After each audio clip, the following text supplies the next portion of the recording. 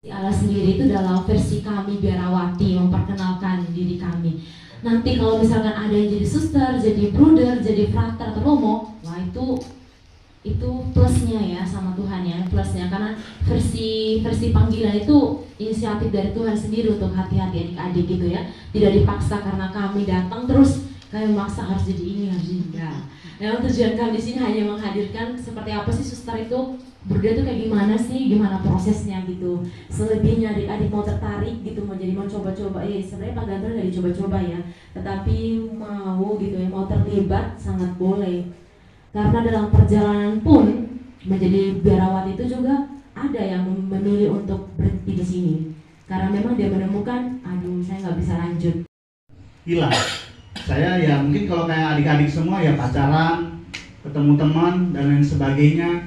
Terus juga kuliah, bekerja. Saya sempat bekerja sebagai tenaga administrasi di suatu perusahaan untuk bagian logistik untuk kirim keluar daerah. Itu saya sempat bekerja di bagian situ.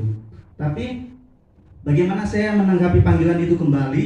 Itu ketika saya melihat ada para biarawan, para bruder waktu itu kedapatan live in di tempat saya.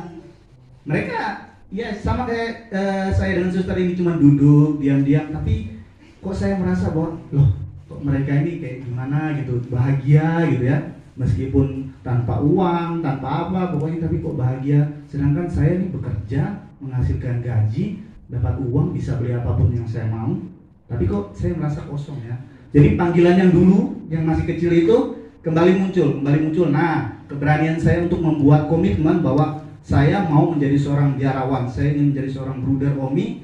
Akhirnya itu tercetuskan ketika saya meminta izin kepada orang tua. Mak, Pak, saya mau menjadi seorang bruder.